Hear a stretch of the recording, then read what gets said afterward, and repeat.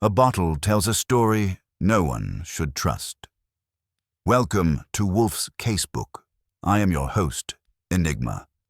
Comment with your location. I love hearing from you all. Let's uncover the truth. If you want to make a nuisance of yourself in Nero Wolfe's brownstone, there are 3 reliable methods. Arrive hungry, arrive early, or arrive with something that threatens the orchids.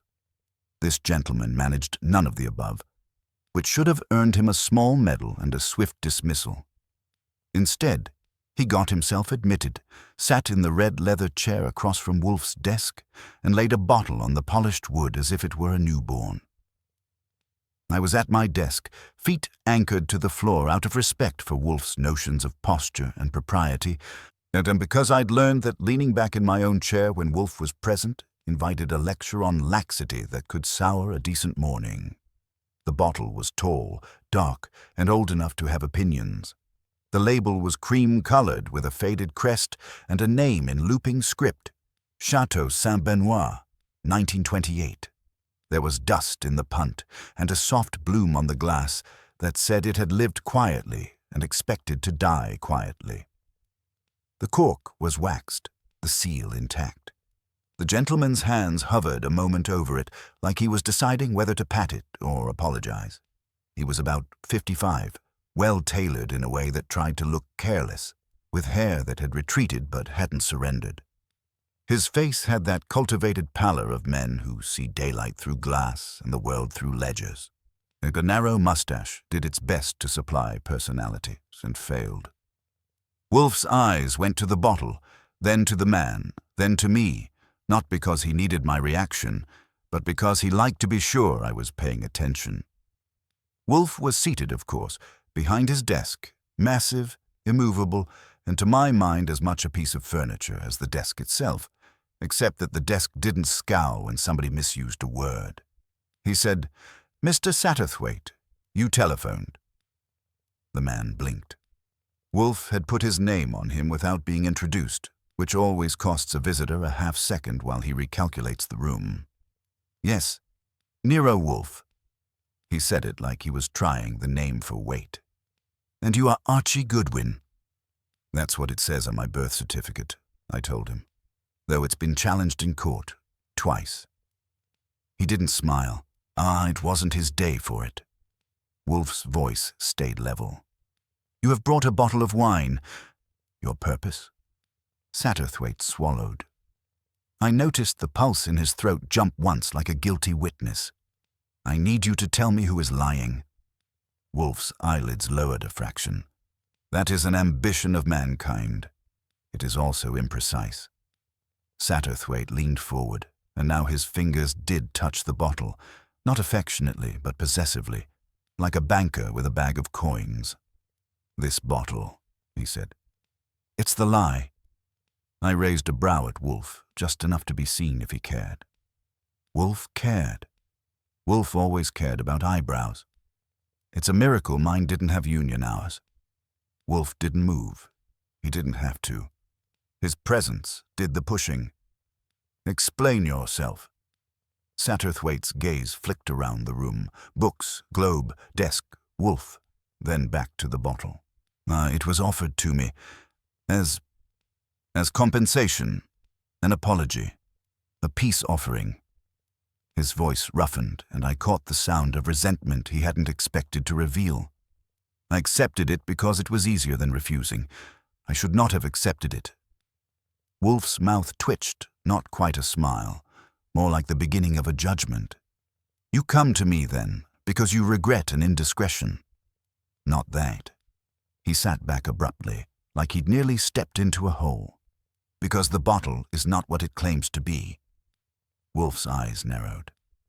"Counterfeit wine is a common fraud. There are specialists." Satterthwaite shook his head once. Firm. "It isn't counterfeit in the way you mean. The bottle is real." He tapped the glass with a fingernail, and the sound was soft, controlled. "The provenance is real. The cellar it came from is real." He hesitated. "And the lie is in the giving." I saw Wolfe's interest rise. Not in his body. Wolfe's body doesn't show interest unless food is involved. but in the focus of his eyes. It's subtle, but if you live with him long enough, you can tell when the gears engage. Wolfe said, "You're making an effort to be cryptic." "Spare us." Satterthwaite's jaw clenched. "I own a small foundation. We fund restorations, archives, museums, cultural projects that would otherwise decay." He spoke as if he were reading from a brochure he had written and hated. 2 months ago, I withdrew support from a certain institution. "Which?" Wolfe asked. Satterthwaite's eyes went to the bottle again. "The Lathrop House." That did it. Not a jolt. Wolfe doesn't jolt, but a distinct tightening of attention. I knew why, too. The Lathrop House wasn't merely a museum, but it was one of those old New York mansions converted into a shrine for dead people's furniture. And it had recently been in the newspapers because someone had proposed turning part of it into an event space. That's code for let strangers drink champagne near priceless woodwork until something breaks and everyone writes outraged letters. Wolfe dislikes outraged letters. They are usually written by people who misuse semicolons. He said, "I'm aware of it. Continue." Satterthwaite cleared his throat. "Their director, Celia Rourke, approached me for emergency funds. There were allegations, mismanagement, missing items, an audit. She said it was a political attack. I did not believe her. I froze the grant. And now," I said, "they're sending you vintage wine to thaw it." His eyes snapped to me. "Not they. One person." Wolfe said, "Who?" Satterthwaite hesitated again, and this time the hesitation had weight. Fear, not embarrassment. "Gavin Holt." I knew the name. Holt was the kind of man who showed up on charity boards and in glossy magazines, smiling beside paintings. "Art patron," I said. "Loud tie, louder opinions." Satterthwaite ignored me. He said to Wolfe, "Holt came to my apartment last night. Unannounced, he apologized for my unpleasant experience with the museum's request. He said I had been placed in an unfair position. He said there were misunderstandings and that he wanted to make them right." Wolfe murmured, "And he offered you that bottle?" "Yes. He said it was from a private collection, a gift." Satterthwaite's mouth tightened. He used the word gesture 3 times. "I hate gestures," I said, "as they come with strings and fingerprints." Satterthwaite's eyes flashed. "Exactly. Holt is not a man who gives without taking." Wolfe's fingers moved slightly on the arm of his chair, his only concession to physical activity short of lifting a fork. "You suspect bribery." "I suspect blackmail." The word fell out hard, and he looked relieved to have said it. Wolfe leaned back a fraction, which for Wolfe is like a man in church rising to his feet. "Mr. Satterthwaite, I do not deal in suppositions. Tell me what you know." Satterthwaite's lips pressed together, then parted. Holt said one other thing. He said, "The bottle will speak for itself." I glanced at Wolfe. Wolfe did not glance at me, because Wolfe does not waste glances. But the corner of his mouth hardened, which meant he'd heard my thought. And anyway, a bottle that speaks is either a salesman's trick or a drunk's. Satterthwaite continued, voice low. After he left, I sat staring at it. It was ridiculous. He swallowed. Then I noticed the wax seal. There was a small flaw, not broken, just uneven. A tiny ridge, like it had been softened and reset. Wolfe's gaze went to the seal. "And you examined it?" "Yes." I held it to the light. He hesitated again, and now the fear was plain. Inside the wax, just under the crest, there was something. A sliver. Wolfe said, "You removed it." I couldn't. His hands clenched. I didn't dare. If it was tampered with, if there was evidence, I didn't want to destroy it. I didn't want it in my apartment. I didn't want... He stopped, abruptly aware of how close he was to sounding frantic. Wolfe regarded him. "So you brought it to my house?" "Yes." "And you want me to extract the sliver?" I want you to tell me what it means, Satterthwaite said. Holt said it would speak. If there's a message, if there's something inside, then it's meant for me to find. Or for someone else to find later. Either way, it's a threat, and I don't know what he thinks he has over me. Wolfe's face was unreadable, which is Wolfe's version of a grin. You have something to hide. Satterthwaite stiffened. No. Wolfe's eyes held him. That is a denial, not an answer. Satterthwaite's color rose, and for a moment I thought he'd stand up and storm out. Men like him do that when they can't pay for the privilege of being lied to. But he didn't. He stayed, because fear is a better leash than pride. He said, I have never stolen, I have never bribed. I have never... He stopped and looked down at his hands, as if he might find the right word there. I have made enemies. By refusing them. Wolfe's voice was mild. That is the most common method. I watched Wolfe. There was a question now, not spoken. Why this case? Why this bottle? Why should Wolfe care? If it was just a rich man nervous about a fancy cork, Wolfe would have told him to take his anxieties to a locksmith and his money to someone else. Instead, Wolfe looked at the bottle with an expression I'd seen before. Rarely, but enough to recognize it. It was the look he gave something that offended his sense of order. He said, Mr. Satterthwaite, you will leave the bottle here. Satterthwaite's head snapped up. Here? In your house? Wolfe's tone sharpened slightly. This is my house. It will be safer here than in your apartment. Safe? Satterthwaite's laugh was brittle. If it's a threat? Wolfe cut him off. If it is a threat, it is more likely to be effective against you than against me. The difference is not courage. It is position. I could have translated. Wolfe doesn't get threatened. He gets inconvenienced. Satterthwaite said, What will you do? Wolfe's eyes went to me. Archie will do what is necessary. That's the part I love. A man sits in his chair like a minor deity and assigns you danger as if he's ordering soup. I said, First, I'll do what's obvious. I'll find out why a bottle of old wine is being used as a mouthpiece. Then, if it turns out to have teeth, I'll look for the bite marks. Satterthwaite looked at me, then at Wolfe. Will you open it? Wolfe's nostrils flared faintly. An emotion in Wolfe is like a mouse in a cathedral. You only notice it because you know it shouldn't be there. I will not, he said, permit an act of vandalism in my office. Satterthwaite stared. Vandalism? It's a bottle. Wolfe's voice went colder. It is a bottle that has been in existence since 1928. It is an artifact of civilization. You do not... He stopped, and the change was almost imperceptible. But I caught it. He was not, at this moment, speaking only about wine. He continued more evenly. If it is to be opened, it will be opened with care, by a person competent to do so, and only when it is necessary. Satterthwaite let out a breath. Then you will take the case? Wolfe didn't answer at once. When Wolfe pauses, it isn't to think. It's to let the other person think. It's a technique, and it's cheaper than a pistol. At last, Wolfe said, I will investigate the matter of the bottle and the intention behind it. You will pay my fee. Satterthwaite looked relieved enough to be insulted by it. Name it.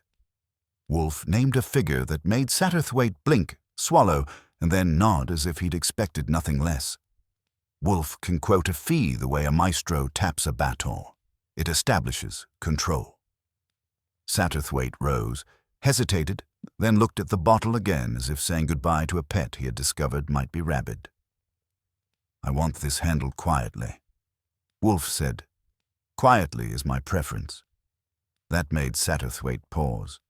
But if there is something criminal, Wolfe's eyes were steady, then it will be handled appropriately. By the law, if the law is adequate.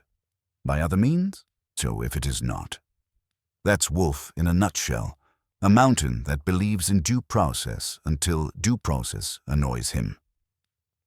Satterthwaite left with Theodore showing him out, and the door closed with that particular sound, solid, final, that always restores the brownstone's dignity after outsiders drag their troubles in. I looked at the bottle. It sat on Wolfe's desk like a question mark in glass. I said, "All right, want me to find a priest, a sommelier, or a safe-cracker?" Wolfe's gaze stayed on the bottle. "I want you," he said, "to find out why Gavin Holt has chosen to bring corruption to my door." That was new. "Corruption? You don't even know what's in it." "I know enough," Wolfe said. "Holt is a vulgar man. Vulgarity is not merely a defect of taste. It is an aggression. He has placed his aggression on my desk." I grinned. "Maybe he just thinks you like wine." Wolfe's eyes lifted to me, heavy-lidded. "Archie, when a man says a bottle will speak, he's not thinking of fermentation. He's thinking of testimony." I stopped smiling. Wolfe went on, calm as a judge with a full docket. "Bring Saul Panzer." "That's for later," I protested automatically. "We haven't even—" "Bring Saul," Wolfe repeated, and his tone made it an instruction that would survive appeal. I stood up, because when Wolfe uses that voice, you stand up. It's one of the few exercises he inspires. As I reached for the phone, I glanced at the bottle again. Old glass, old label, old promise. If it was meant to speak, it had picked the wrong house. In this house, Nero Wolfe did the talking, and everything else, bottles, liars, and rich men with gestures, learned to listen. And I dialed Saul Panzer's number and got him on the second ring, which meant he was either sitting in his office waiting for commerce to happen, or he was already on his way to make it happen. With Saul, there's not much difference. "Panzer," he said. "Saul, it's Archie. Drop whatever you're doing and come to the brownstone." There was a pause just long enough to price the request. "Is it paid?" "It will be," I said. "Wolfe says it will. That's not a guarantee, that's scripture." Another pause, shorter. "What is it?" "A bottle of French wine that's gotten ideas above its station. Also a man named Gavin Holt." I could hear Saul's breath change. Interest sharpened. "Holt, the patron." "The loud tie," I said. "The louder opinions." "I'll be there in 40 minutes. "Make it 30, I told him and hung up before he could object. "And if you leave Saul room to bargain, he'll rent you back your own time." Wolfe was watching me when I turned. Watching in the way he did when he wanted to make sure I understood that the simple act of phoning someone had been part of a strategy. The bottle sat between us on his desk like a still lake with something unpleasant under the surface. I said, "So we're calling Saul before we've even poked the wax. That's either caution or appetite." Wolfe's lips compressed. "It is recognition. Holt is not a man who sends riddles without purpose." "You've met him?" "I have seen him," Wolfe said. "That is not the same thing. It is worse." That was Wolfe's way of saying Holt had been in Wolfe's orbit without being invited. Socially, that's trespass. I walked to the desk and studied the seal again. Up close, you could see the crest pressed into the red wax, an old-fashioned coat of arms that had survived 2 world wars and was now being asked to serve as a mailbox. There was, as Satterthwaite claimed, a slight ridge where the wax met the glass, a tiny unevenness that suggested warmth had been applied and then disguised. "I can see what he meant," I said. Wolfe's eyes stayed on the bottle. "Do not touch it." I lifted my hands a fraction. "I'm admiring it at a respectful distance, like the lion at the zoo." Wolfe's gaze flicked to me. "You will take this matter seriously, Archie." "That's my tragic flaw," I said. "I take everything seriously 5 minutes after I've made a joke about it." Wolfe ignored the remark, as usual. "Before we consider the bottle, we consider the man who delivered it. You will go to the Lathrop house." I blinked. "Now?" "It's now," Wolfe said. Mr. Satterthwaite has frozen a grant. A director has begged, a patron has interceded, a bottle has arrived with an implied message. We need context, and we need it before Holt has time to adjust his story. That's fair, I said. But you know you're sending me into a museum full of people who whisper. Wolfe's face soured. It is an affront to civilization that people whisper in public. I'll whisper back, I promised. Any particular angle you want? Wolfe looked at the bottle as if it had insulted his mother. Find out who wants Mr. Satterthwaite to be frightened. Find out what Mr. Holt wants him to do. And find out, he added, whether the Lathrop house has a reason to be desperate beyond money. That last line put a new weight on the case. A frozen grant was inconvenient. Desperation was motive. But I took my coat from the hall closet, told Fritz I'd likely miss lunch. Fritz gave me a look that suggested missing lunch in that house was a moral failing and headed out. January air slapped me on the stoop, sharp and clean, and for a moment I envied Wolfe his chair. The Lathrop house sat on the edge of the park like a grande dame who'd lost her fortune and learned to smile through it. Its stone facade had been scrubbed and patched, but the windows still looked down with old money's contempt. Inside the air was too warm and smelled faintly of wax and paper, furniture polish and history. A young woman at the admissions desk tried to charge me. I leaned in. I'm here to see the director, Celia Rourke. That's by appointment, she said, and her eyes flicked to my coat like it might shed trouble. I'm trouble by appointment, I told her. Tell her Archie Goodwin is here, from Nero Wolfe. That name, in New York, still works like a key. The woman hesitated, picked up the phone, murmured, listened, and then pointed with stiff politeness toward a staircase. She'll see you in her office. I climbed, and the house creaked under me like it resented modern footsteps. On the second floor, a hallway led past rooms roped off with velvet cord, parlors and libraries preserved like insects in amber. At the end, a door stood ajar with a brass plaque, Director. Inside, Celia Rourke was at a desk that didn't match the room's grandeur. The room itself was all carved molding and a fireplace with a marble mantel. The desk was modern, functional, and crowded with paper. She looked like someone had been living on coffee and irritation. Rourke was in her late 30s, maybe 40, with dark hair pulled back tight enough to hurt.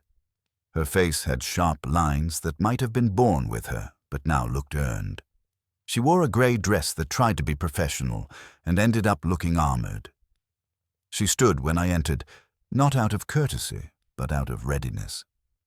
Archie Goodwin. I gave her my best grin. That's the rumor. Her eyes flicked to the door as if checking whether I'd brought a crowd. Mr. Wolfe couldn't come? Mr. Wolfe doesn't leave his office unless the building is on fire, and even then he'd want proof. That earned a thin smile. Of course. She gestured to a chair. Please. I sat. She remained standing, one hand on the back of her own chair, as if she might have to leave mid-sentence. You froze Jonathan Satterthwaite's grant, I said. Her jaw tightened. Yes. And Gavin Holt visited him last night. The hand on the chair tightened. Did he? That's not a question, I said pleasantly. She sat down then, slowly, and folded her hands on the desk. Holt is on our board. He has taken a special interest in our funding situation. Special, I said. Like a surgeon. Her gaze held mine. If you're implying something, I don't imply, I told her. I ask questions until people volunteer what they were, hoping I wouldn't. That got me another thin smile, but it didn't reach her eyes. What's your funding situation? I asked. Dire, she said flatly. We are a museum. We do not sell tickets for what they're worth. We rely on donors. This house costs money just to exist. She breathed out. Satterthwaite's grant was earmarked for archival conservation. Without it, we lose staff. We lose projects. We lose credibility. Or you lose something else, I said. Her eyes flashed. There has been nothing stolen. That's a nice sentence, I said. It would be even nicer with evidence. She leaned forward. There are allegations. Anonymous, malicious. They claim we've mishandled artifacts, that we've loaned items without paperwork, that certain things are missing. Her voice tightened. It's nonsense. We have inventories. We have audits. But you're being audited anyway, I said. Yes, she snapped, then softened. Yes. The city insisted. They smell blood when newspapers do. And the newspapers have smelled blood. Her lips pressed together. A columnist. One of those little men who thinks insinuation is journalism. I nodded. And Holt is trying to help you. Her eyes went cold. Holt is trying to help Holt. That was the first honest thing she'd said without a fight. I leaned back. Tell me about Holt. Rourke hesitated. He's charming when he wants to be. He's generous when it's noticed. He's vindictive when he's thwarted. Has he been thwarted? I asked. Her gaze dropped to the papers on her desk, then rose again. Last month I refused to approve a special event here, a private dinner with guests. He wanted to use the main dining room. He wanted to move furniture. I whistled softly. In a house full of furniture that exists only because nobody moved it. He said it would bring in donors, she said bitterly. I said it would bring in spilled wine. I couldn't help glancing at the irony, and she caught it. You're here about wine, she said. A bottle, I agreed, and the suggestion that it speaks. Her eyes narrowed. What did Holt do? I'm still collecting the verbs, I said. But I'd like to know, if someone wanted leverage over Satterthwaite, what could they use? Rourke's face went still. Too still. Nothing. Director Rourke, I said, keeping my voice light. When a person answers that fast, it's because they've already asked themselves the question and didn't like the answer. She held my gaze for 3 seconds, then looked away, toward the window. Outside, the park trees were bare, black lines against winter sky. Finally, she said, Satterthwaite is not the only donor we approached. Who else? I asked. She looked back at me, and now there was fear in it, controlled but real. If Holt has gone after him, she said, then he's gone after all of them. And why would he do that? I asked. Her mouth opened, closed, and then she said it, softly, like she was afraid the house itself would hear. Because something is missing, she whispered, and he thinks I know where it is. I let the silence sit between us, because silence is useful when someone has just admitted there's a hole in their story big enough to fall through. Rourke stared at her desk as if the missing thing might crawl back onto it if she concentrated hard enough. What's missing? I asked. She shook her head once. I can't tell you that. I sighed. You just did. Her eyes snapped up. No, I told you something is missing, not what. That's fine, I said. I don't need the object yet. I need the shape of the absence. She frowned. The shape. When it was last seen. Who had access? Who noticed it wasn't there? I leaned forward. And whether Holt noticed before you did. That landed. Her fingers tightened together until the knuckles went pale. It was noticed, she said carefully, during a routine internal review, before the audit, before the columnist, and before Holt started making gestures, I said. Yes. Who noticed it? She hesitated. Our collections manager, Miriam Vale. I filed the name away. Is she still employed? Yes. Does Holt know her? Rourke's mouth tightened. Holt knows everyone. I stood. I'll want to speak with her. Rourke rose as well, as if afraid sitting might make her weaker. You can't remove anything from this house. I don't want your furniture, I told her. I want your facts. They're more portable. She exhaled, long and thin. You think Holt is behind this? I think Holt is involved, I said. Behind it implies effort. Her lips twitched despite herself. If he's blackmailing donors, then he's not doing it for charity, I finished. He's doing it for leverage. She nodded once, sharply. Be careful, Mr. Goodwin. I smiled. That's my second tragic flaw. I'm careful after I've already done something stupid. She gave me Miriam Vale's office number, and I left the Lathrop house with the sense of having stepped out of a parlor and into a draft. The cold air felt cleaner. It also felt like it was full of watchers. I walked 2 blocks before I noticed the man across the street who noticed me noticing him and then pretended to admire a bus schedule. He was average. Average coat, average height, average face. That's usually a tell. I crossed the street without warning. He didn't follow. He didn't have to, because he'd already seen enough to report that I existed. Back at the brownstone, Saul Panzer was already there, sitting in the chair by the window, hat on his knee, posture relaxed in a way that meant he wasn't. Wolfe was at his desk, of course, the bottle still untouched, still accusing. Saul looked up when I came in. You look like someone who's been told half a secret. I hate half secrets, I said. They're like half doors. You still hit your nose.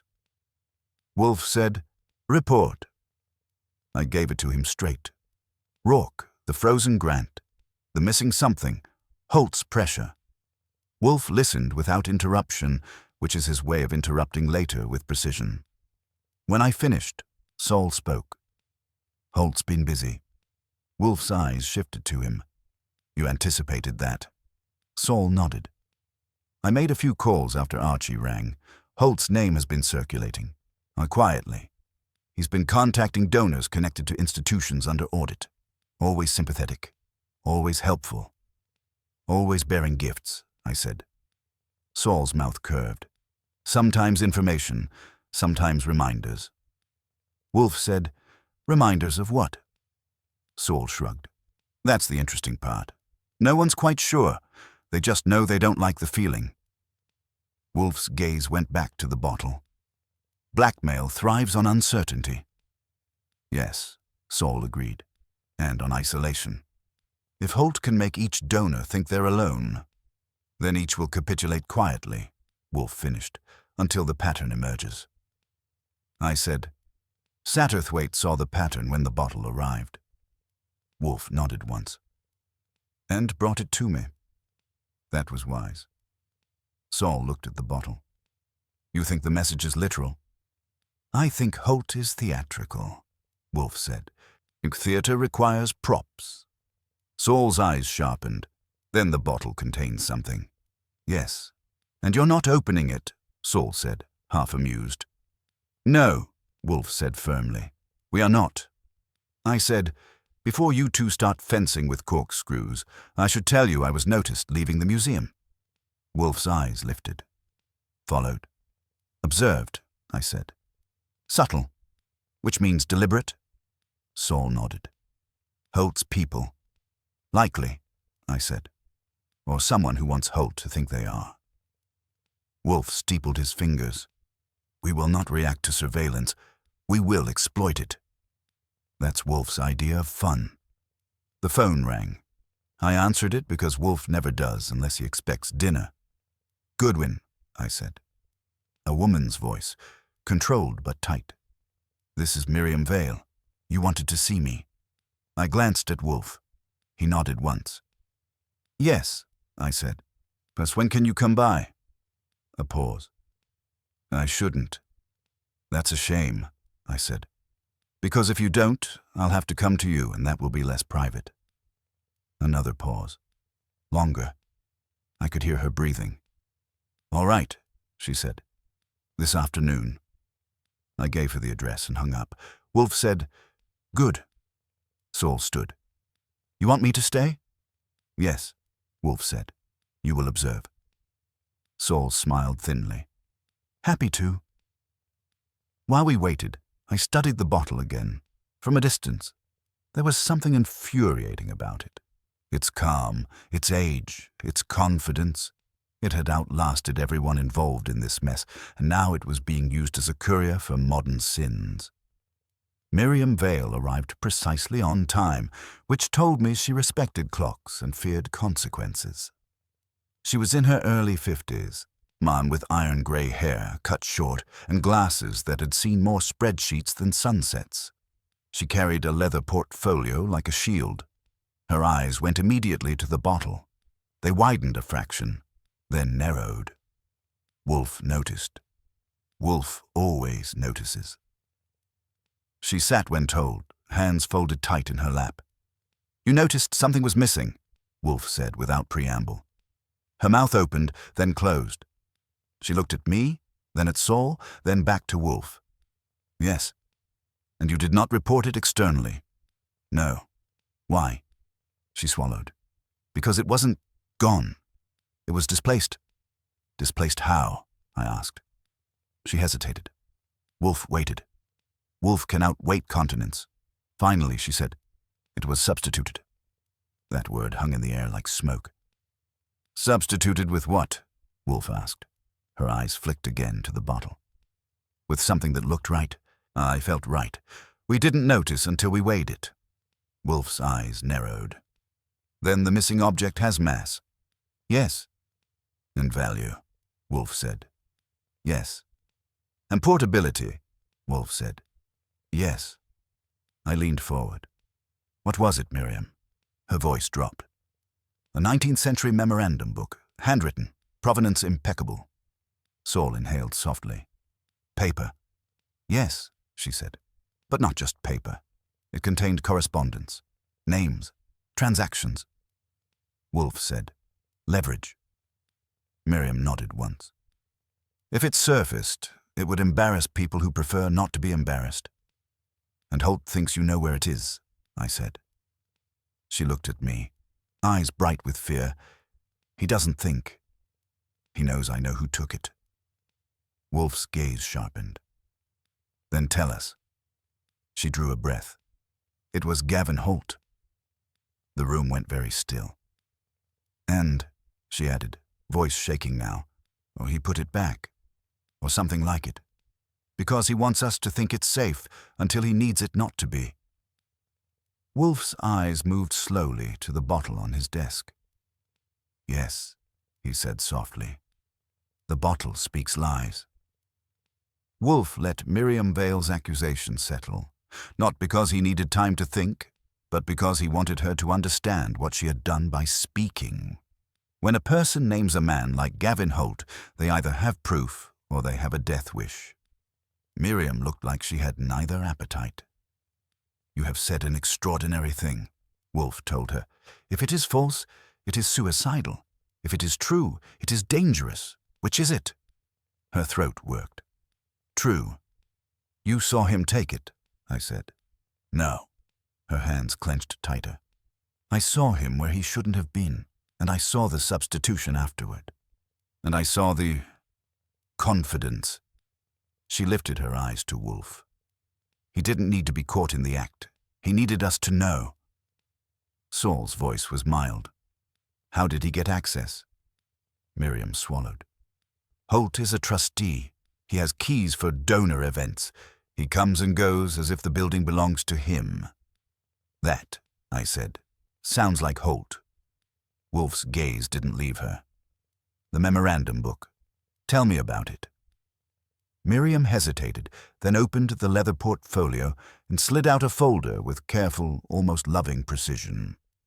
She didn't hand it to Wolfe. Nobody hands anything directly to Wolfe unless they want their fingers criticized, but she held it out for me to take and place on Wolfe's desk. Inside were photographs, close-ups of a small worn notebook, leather-bound, with a clasp. The pages were filled with neat old handwriting. Miriam said, "It belonged to Silas Lathrop's secretary. It's a record of payments, donations, favors. It lists names, bankers, politicians, industrialists. Some of those families still exist. Some of them still pretend their money was earned cleanly." "And Holt wants it," I said. "He already has it," she corrected softly. "Or he has the real one." What we have now is convincing. She swallowed. But it isn't right. Wolfe said, "How did you discover the substitution?" "We weigh sensitive items during quarterly checks," she said. It's routine. Paper has a signature weight. This one was off by 14 grams. I whistled. That's a good eye. It's my job. She hesitated. When I realized, I checked the clasp. The leather, the stitching, it matched. But the ink... She closed her eyes briefly. The ink was wrong, too black, too even, and too modern. Saul leaned forward a fraction. "You tested it?" "No," she said quickly. "No chemicals. We don't damage artifacts. I used a loop. The ink sat differently, like it hadn't soaked into the fibers the same way."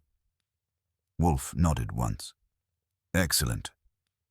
Miriam looked startled at praise, as if it were a foreign currency. Wolfe said, "When did you discover this?" 10 days ago. "And you informed Director Rourke?" "Yes." "And she did not inform the authorities?" Miriam's mouth tightened.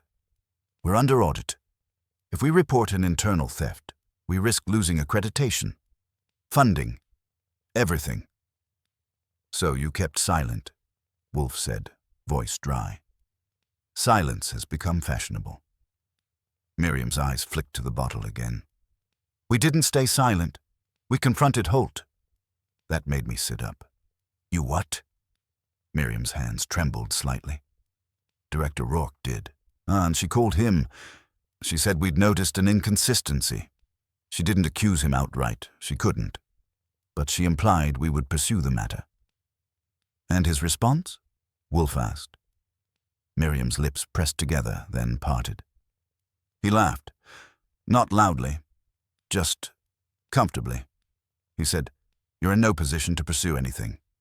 Wolfe's eyes went cold. And then, 2 days later, Miriam said, the columnist wrote about missing treasures and museum mismanagement, and donors began receiving calls. "From Holt," I said. Miriam nodded. Saul looked at Wolfe. He's squeezing both sides, the museum and the donors. Wolfe's voice was quiet. He is creating a market for silence. Miriam said, "He wants us desperate enough to accept his terms." "What terms?" I asked. Her face tightened. "To approve his event, to let him use the house, to give him control of a gala." "And," Wolfe added, "to permit him to display influence over the institution." "Yes," Miriam said. "But there's more." Wolfe's eyes stayed on her. "Continue." Miriam swallowed. He suggested that if we were cooperative, the memorandum book would surface, and so would a letter clearing Director Rourke's name. Her voice broke slightly. If we weren't cooperative, he said the book would appear in the wrong hands. I felt my skin prickle. So he's holding the museum hostage with its own scandal. "And donors," Saul said. "He calls them, hints that their names are in the book, offers to help if they return to funding." Miriam nodded. "Yes." Wolfe sat back, heavy and calm, as if the room's tension was something he could absorb and digest. "Mr. Holt is a thief and an extortionist." Miriam's eyes widened. "Then you'll go to the police?" Wolfe's gaze moved to the bottle again. "Not yet," I said, "because you want to see what's inside first." Wolfe's eyes flicked to me. "Because I want to see how Holt expects it to be interpreted." Saul's mouth curved. "He expects it to frighten Satterthwaite." "Yes," Wolfe said, "and by extension to frighten anyone who hears of it." Miriam looked confused. "But the bottle—" Wolfe lifted a hand slightly, stopping her. "You will answer one more question, Ms. Vale. Did Holt ever physically handle the substituted book in your presence? Did you see him with it?" Miriam hesitated. "Not directly, but—" She reached into her portfolio again and produced a photograph, smaller than the others. She placed it carefully on the edge of Wolfe's desk, as where I could slide it closer without Wolfe having to endure my clumsiness. The photo showed a man, Gavin Holt, unmistakable even in grainy print, standing in a room full of ornate furniture. He was smiling at someone off-frame, holding a small leather notebook in his hand as if it were a party favor.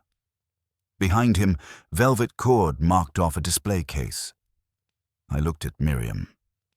"Where did you get this?" She swallowed. "From our security system. It was edited out of the official footage." Saul's eyes sharpened. "Edited out by who?" Miriam's voice was low. "Our security contractor. They're connected to Holt." Wolfe's gaze grew even colder. "You have permitted a fox to guard your hen house." Miriam flinched, but she didn't argue. "I didn't choose them," she said. "Holt did. He offered to improve our security at no cost." "And now you understand the cost," Wolfe said. I said, "All right, we have Holt stealing a blackmail ledger, swapping in a replica, controlling the museum's security, leaning on donors, and sending Satterthwaite a bottle with a hidden sliver." Miriam looked at the bottle like it might explode. "What sliver?" Wolfe ignored the question. "Archie, bring the small steel tray from the sideboard and the magnifying lamp." I blinked. "Now we're poking the wax." "Yes," Wolfe said, "because we have reached the point where delay serves Holt more than us." Saul stood, ready. Miriam sat rigid, eyes locked on the bottle as if it were a snake. I brought the tray and lamp, set them where Wolfe indicated, and waited for Wolfe's next instruction. Wolfe didn't rise. He didn't need to. He directed. "Archie," he said, "you will cut the wax carefully. Only the wax. Do not disturb the cork. Do not damage the crest." I picked up a thin blade from the tray, one of Wolfe's surgical little tools that he uses for everything except surgery, and held it poised. Miriam's breathing was audible now. Saul watched like a man at a card table, waiting for the flip. I said, "If the bottle speaks, I hope it has something better to say than Holt does." Wolfe's voice was calm. "Proceed." I slid the blade into the wax at the ridge, gently, and began to lift. The wax resisted, then gave, and a small fragment peeled away with a soft crackle. I lifted it under the magnifying lamp. Embedded in the wax, exactly where Miriam had been staring, was a thin strip of something pale, paper folded tight like a secret rolled into a splinter. Saul exhaled softly. Miriam made a small sound in her throat. Wolfe's eyes fixed on it. "Remove it." I used tweezers, pulled the strip free and placed it on the tray. It was paper, all right. A narrow strip, folded twice, no wider than my little finger. I looked at Wolfe. "Want me to open it?" Wolfe's gaze didn't waver. "Yes, but first, read the seal." I stared. "The seal?" "The crest," Wolfe said. "Under magnification." I leaned in again. Under the magnifying lamp, the crest wasn't perfectly smooth. There were tiny scratches, deliberate, like someone had altered the lines. I frowned. "Someone carved into it." Wolfe's voice was soft. "A cipher mark." Saul's head tilted. "You recognize it?" Wolfe said. "I recognize intention." I carefully unfolded the strip of paper. There was a single line typed in small, neat letters. "If you drink, you confess." Then Miriam's face went white. Saul's eyes hardened. Wolfe regarded the message as if it were a piece of lint on his cuff. "Yes," he said, almost to himself. "A bottle that speaks lies, because it tells the truth Holt wishes to manufacture." The brownstone settled back into itself, the way it always did after an intrusion. Slowly, like a cat reclaiming a chair that had briefly been occupied by an interloper. Holt was gone. The door had closed with finality, and the silence that followed was not empty but restored. Fritz moved with quiet purpose, collecting glasses that had not been used, straightening a chair that had not been disturbed. Order, once reasserted, has a way of pretending it was never threatened. Jonathan Satterthwaite remained seated for a moment longer than necessary, hands folded, staring at the desk as if it were a shoreline he had just reached after a long swim. "I don't understand," he said at last. "The book, the original, was never there." Wolfe regarded him evenly. "Mr. Satterthwaite, institutions that survive centuries do so because they distrust appearances. The memorandum book was copied in full during a quiet conservation project 15 years ago. The original was removed and secured. Only 3 people knew." Miriam Vale nodded once, stiffly. "I was one of them." "Yes," Wolfe said. "Your distress was genuine, but incomplete. You believed Holt had taken something dangerous. In fact, he had taken bait." Satterthwaite let out a short, incredulous laugh. "So he built an entire extortion scheme around a forgery?" "No," Wolfe corrected. "Around the belief that it was real, which is sufficient. And fear does not require authenticity, only plausibility." I leaned against the sideboard.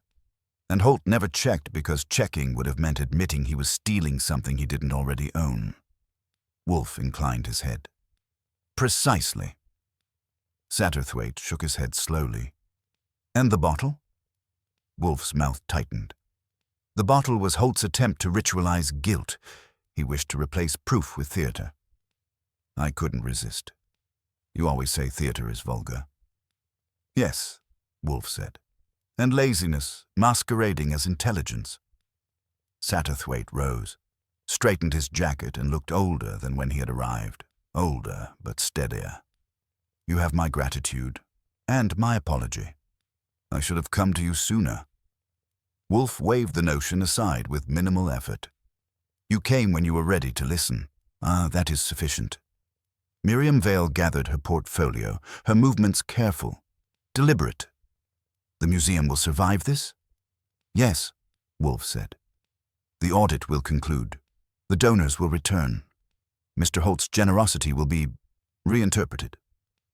"And the memorandum?" she asked. Wolfe's eyes hardened slightly. "It will remain where it belongs. Unused. Dangerous things should not be displayed." She nodded, relief cutting through her composure. "Thank you." After they left, Saul Panzer lingered, hat back on his knee, eyes thoughtful. "Holt won't go quietly," he said. "No," Wolfe agreed. "But he will go." Saul smiled thinly. "I've already had calls. People are eager to distance themselves." "Distance," Wolfe said, "is the last refuge of cowardice." Saul shrugged. "It pays the same." He left, and Fritz appeared almost immediately, like a man summoned by restored propriety. "Dinner is ready," Fritz announced with the quiet satisfaction of one whose schedule had survived an assault. Wolfe rose, slowly, carefully, with dignity, and moved toward the table. That alone told me the day was truly finished. We sat, and Fritz served. The food was excellent, because it always is, and because the world had briefly been put back into alignment. Halfway through, Wolfe spoke again, as if the matter were a fly he had noticed only now. "The bottle," he said. "Yes," I said. "It will be destroyed." I paused, fork in midair. "Destroyed? You just gave a lecture on civilization." Wolfe chewed thoughtfully. "The wine is innocent, the bottle is not. Objects acquire context." "That's harsh," I said. "No," Wolfe replied. "It is accurate." I smiled. You're sentimental tonight." Wolfe sniffed. "Do not be absurd." We ate in silence for a few minutes. Then I said, "You know what Holt's biggest mistake was?" "He made several," Wolfe said. "The biggest," I insisted. "He thought confession was something you could trick out of people." Wolfe dabbed his mouth with his napkin. "Confession is an act of conscience, Archie.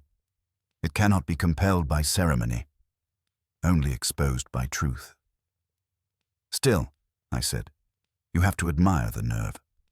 Wolfe's eyes lifted to me. heavy-lidded. Nerve without discipline is merely impatience. After dinner, I poured coffee.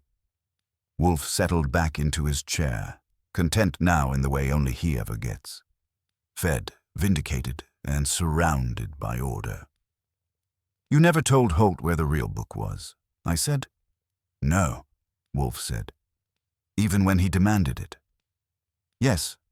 Why?" Wolfe regarded his cup. "Because knowledge is not currency to be spent under duress. It is leverage to be withheld."